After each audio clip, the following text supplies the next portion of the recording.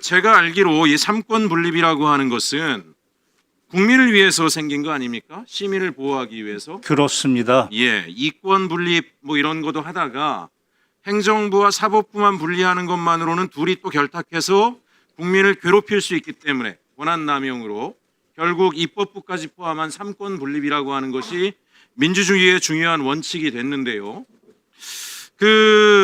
지금 오늘 우리가 지난번에 대법원장, 조희대 대법원장 청문회라든가 오늘 대법원장을 이 자리에 증인 요청하고 한 것 자체가 사법부의 독립을 훼손한다, 삼권 분립을 훼손한다 이런 얘기를 하는데요. 제가 볼 때는 내란과 계엄을 저지른 행정부가 삼권 분립을 심각하게 훼손한 거죠. 그런 합리적 의심이 강하게 듭니다. 예. 그리고 두 번째로 군을 동원해서 국회를 찬탈하고 계엄을 하고 내란까지 저지르고 있는 그 상황에 삼권 분립에서 상호 견제로 국민을 보호해야 할 사법부가, 대법원이 성명서 하나 안 내고 입 다물고 가만히 있는 것은 적어도 동조하거나 이 삼권 분립이 무너지는 것을 방기한 것이 아닌가 저는 생각하는데 어떻게 생각하십니까? 매우 부적절하거나 또는 위법의 소지가 있다고 합리적 의심이 가능합니다. 그렇죠. 또 한 가지, 당일 계엄 해지 의결을 하는데 우리 국민의힘의 대다수 의원분들이 계엄 해지의 의무를 충실히 이행하지 않고 도망을 가서 당사에 숨어서 계엄 해지가 안 되도록 방해하려고 하는 태도를 보였는데 이 또한 삼권 분립을 심각하게 위반하거나 훼손한 행위로 볼 수 있지 않습니까? 국회의원은 그 임무가 헌법과 법률에 따라야 합니다.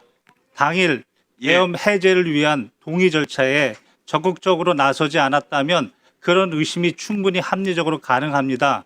예, 그러면 지금 현재 우리 대한민국에서 민주주의를 지키고 삼권 분립을 지키고 사법부의 독립을 다시 세우고 행정부를 정상화하는 노력은 지금 국회에 당일 계엄 해지를 위해서 뛰어왔던 우리 민주당 법률권 의원들 이분들 말고 누가 있습니까? 이분들이 당연히 당일 계엄을 통해서 내란을 통해서 민주주의를 무너뜨리고 삼권 분립을 훼손하려고 한 것에 대해서 분명하게 청문하고 단죄해야 되는 게 국민적 의무 아닙니까? 헌법적 질서에 맞는 정당한 태도 아닙니까? 그렇습니다. 우리 대한민국 국민은 대부분 TV를 통해서 보았습니다. 어느 당의 어느 의원들이 적극적으로 대한민국의 민주주의를 지키기 위해서 노력했는지는 이미 대한민국 국민 대부분이 알고 있다고 그렇게 생각됩니다.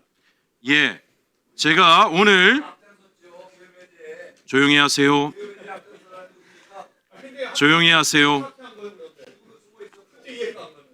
자, 오늘 국민의힘과 대법원이 제가 볼 때는 상당히 공조하는 듯한 느낌이 듭니다.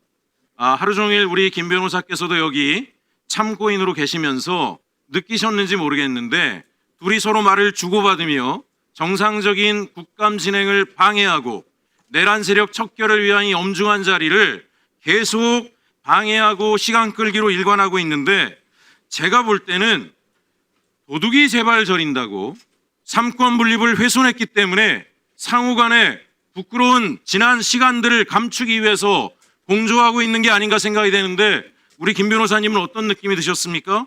한 말씀 드려도 되겠습니까? 예. 삼권 분립은 헌법 정신입니다. 입법권과 행정권은 국민의 직접적 민주적 정당성이 그쪽으로 흘러갑니다. 다만 대법원은 임명권이라는 간접적인 민주적 정당성이 들어갑니다. 삼권 분립 그 자체가 목적이 아니고 삼권 분립은 균형 그리고 견제입니다. 균형을 위해서는 우리 헌법 40조가 입법권을 국회에 줬고 사법권은 헌법 101조에서 법관으로 구성된 법원에 주었습니다. 거기까지는 균형입니다. 그러나 견제도 두었습니다. 견제는 법원이 입법, 국회를 견제하는 기능, 권한은 헌법 101조 1항 위헌법률 심판 제청, 신청권입니다. 반면에 국회가 법원을 견제할 수 있는 권한도 두었습니다. 그게 첫 번째가 헌법 104조 1항과 2항에서 대법원장과 대법관에 대한 임명 동의권입니다. 그리고 가장 중요한 게 헌법 65조의 탄핵 소추 발의입니다. 아무리 법관이라 하더라도 그 법관의 판결 내용이 아닌 직무 집행과 관련된 그 지점에 헌법과 법률 위반이 있다면 당연히 탄핵 소추의 대상입니다.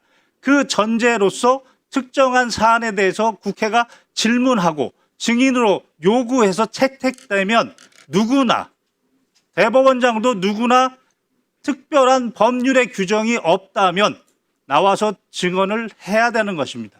바로 불출석 사유라는 것은 그런 특별한 규정의 객관적인 사유를 이야기하는 것이지 본인이 이야기하고 싶은 의견서는 여기서 충분히 이야기할 수 있다고 저는 그렇게 배웠습니다.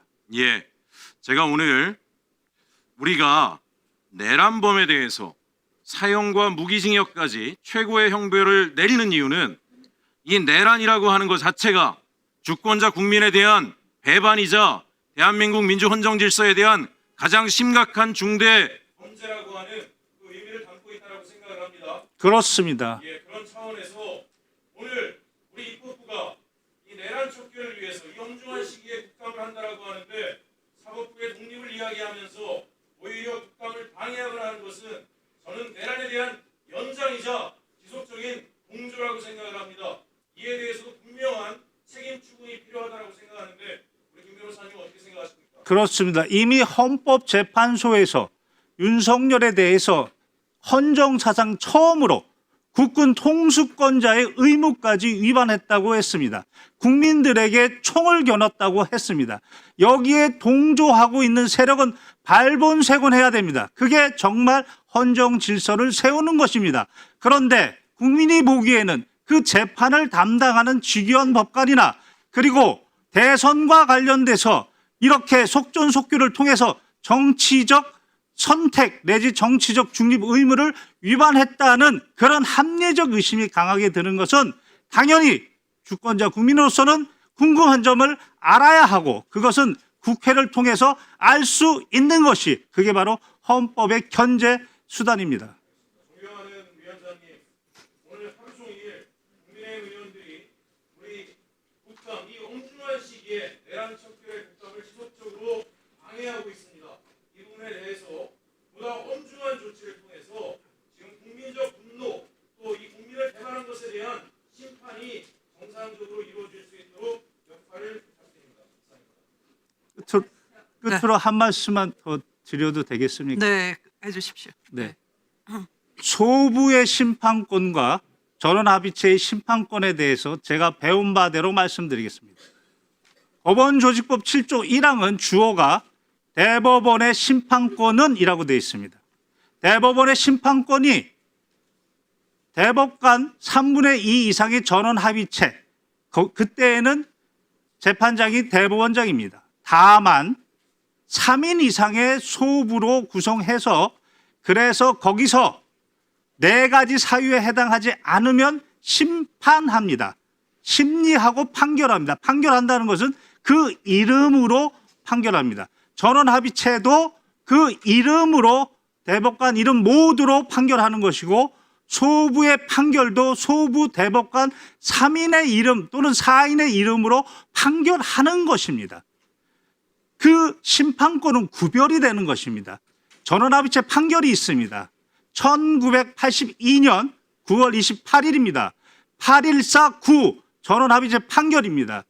이 전원합의체 판결과 전원합의체의 심판권과 소부의 심판권은 구별되는 걸 전제로 해서 소부의 심판권이 전원합의체의 심판권을 침해했을 때는 무효라고 했습니다. 그래서 재심사유라고 하는 전원합의체 판결이 있습니다. 이것은 전제가 소부의 심판권과 전원합의체 심판권이 구별된다는 것을 전제하는 것입니다. 이상입니다.